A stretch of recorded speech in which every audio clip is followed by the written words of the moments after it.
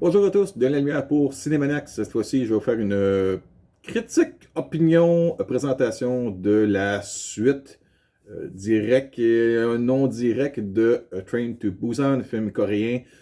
Cette fois-ci, on a une histoire qui se passe 4 ans plus tard avec des nouveaux personnages, des gens qui sont confinés. Et le terme confiné est un mot très très connu de ce temps-ci en 2020. Alors, ce que je peux vous dire rapidement de cette histoire-là, c'est ça, c'est que les gens partout dans le monde se rendent compte que la propagation du virus ou de ce qui transforme les gens en zombies se propage beaucoup en Corée. Alors, le début du film te montre un peu comme quoi qu'ils ont réussi à confiner les gens de la Corée pour pas que ça se propage partout dans le monde. Malheureusement, on envoie des troupes. On le voit pas, mais on comprend qu'ils envoient des troupes pour essayer de sauver les gens en Corée qui ne sont pas encore infectés. Et malheureusement, à un moment donné, ils doivent fermer les portes, les frontières et garder tout le monde à l'intérieur afin de pouvoir circoncier la propagation du virus qui transforme les gens en mangeurs de chair humaine, je pourrais dire. Le premier film, si vous ne l'avez pas vu, je vous conseille fortement. Comment j'ai découvert ce film-là, je ne m'en rappelle plus. C'est vraiment bizarre, mais je me rappelle très bien que lorsque je l'ai regardé, ça comme, wow, j'ai adoré le premier Train to Busan. C'était un film, c'était pas un film à grand déploiement, c'est un film assez, je dirais qu'ils ont juste gagé au bon niveau d'effets visuels, de scènes gore, de côté weird avec des contorsionnistes pour faire les zombies, leurs mouvements, la raison d'être dans le premier. Sans être trop expliqué, on comprend que c'est une compagnie de produits de chimiques de quelconque, que je ne me rappelle plus vraiment.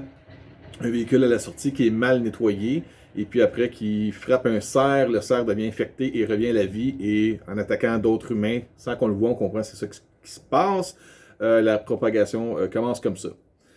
Dans celui-là, au début, on fait un genre de rappel un peu de comment, comme je vous ai dit, le confinement, la propagation, qu'est-ce qui s'est passé. On se dit maintenant, on est 4 ans plus tard, les gens à l'extérieur surveillent qu'est-ce qui se passe de près et de loin en Corée. La péninsule est un endroit où est-ce que des gens ont eu l'information comme quoi qu'il y a un camion rempli de beaucoup d'argent. On parle de millions de dollars américains. Comment ça s'est retrouvé là? Je ne me rappelle pas vraiment. Mais les escrocs réussissent à convaincre 4 individus, une femme qui est une ancienne chauffeur de taxi, un ancien militaire, son beau-frère et une autre personne qui on ne voit pas très longtemps. Parce que sont 4 et la promesse qui est faite, l'entente qui est faite, c'est on vous amène en bateau là-bas, on va vous aider à traverser la frontière pour vous amener à la péninsule, là où il y a beaucoup de zombies. Vous allez chercher le camion rempli d'argent, vous nous le ramenez et on vous laisse la moitié de l'argent qui va pouvoir vous servir pour pouvoir peut-être soudoyer des douaniers pour pouvoir sortir de la Corée, pouvoir sortir de ce malheur-là. Et les escrocs, je pourrais dire, un peu les gens de mafiosos, eux vont garder à eux autres seuls sans avoir risqué leur vie toute l'autre moitié. Ça, c'est la prémisse de l'histoire du film.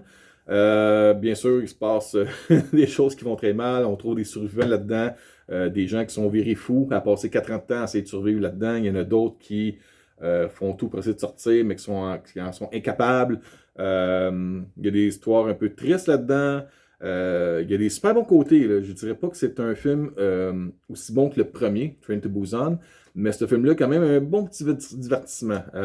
J'ai passé 2 heures à regarder ça en me disant, OK, c'est pas ce que je m'attendais. C'est assez différent là-dedans. Là, autant que le premier est un film à lui-même, Train to Busan, on peut le comparer au genre de film de zombies, mais Train to Busan se tient quand même par lui-même en très bon film.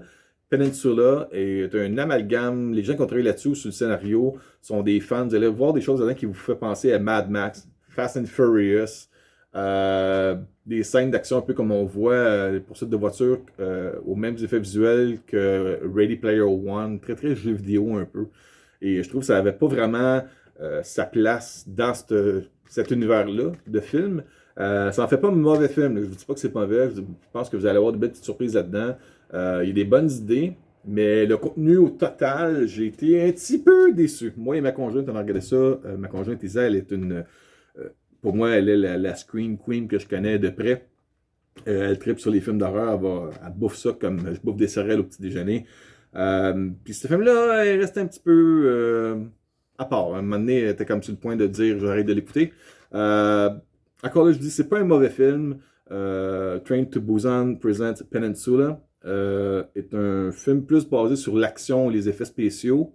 On a encore quelques bonnes petites scènes d'horreur, mais c'est pas vraiment un film de gore.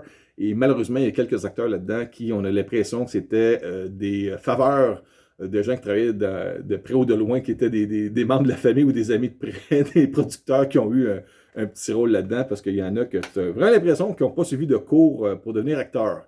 Il y en a d'autres qui sont très très bons. Les personnages principaux font quand même ce qu'ils peuvent avec le scénario et l'environnement qu'ils ont. Mais non, je vous dirais, je préfère de loin le Train to Busan, l'original. Quand même très content de l'avoir vu, j'étais très curieux. Les annonces et la publicité ont fait une bonne job. Il y en a qui ont dit, moi je pensais, je comprends pourquoi certaines personnes qui avaient vu ça à sa sortie pouvaient comparer ça à ce que Aliens était pour Alien, Peninsula est pour Train to Busan. On n'en est pas aux mêmes qualités. Les Aliens était comme plusieurs s'attardent à dire lequel est le meilleur entre Alien et Aliens. Moi, je peux facilement vous dire que Train to Busan est meilleur que ça. Je vous dirais, je vous conseille de le regarder. C'est un bon visionnement. Peut-être pas l'ultime achat coffret box set édition spéciale de luxe, mais si vous trouvez ça acheté en magasin, dans un prix raisonnable, ça vaut la peine. C'est un bon petit compagnon avec Train to Busan. Vous n'avez pas besoin d'avoir vu l'original pour comprendre celui-là, mais ça aide.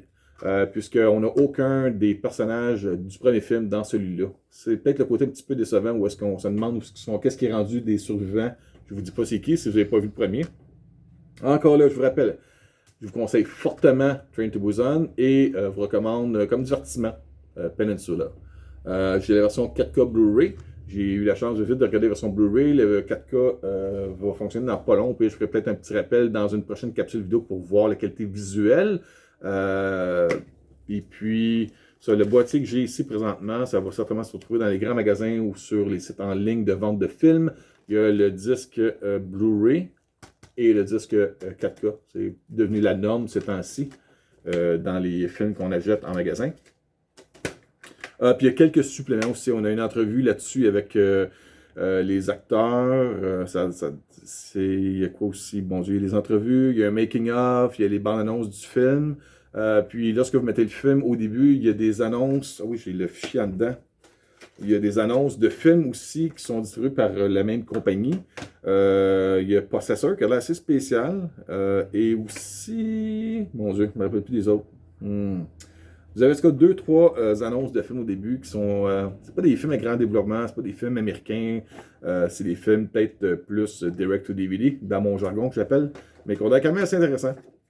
Alors là-dessus, j'espère que vous avez aimé...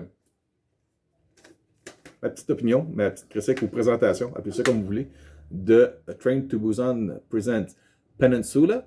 Mon nom est de la lumière pour Cinémaniacs. Merci beaucoup et au revoir.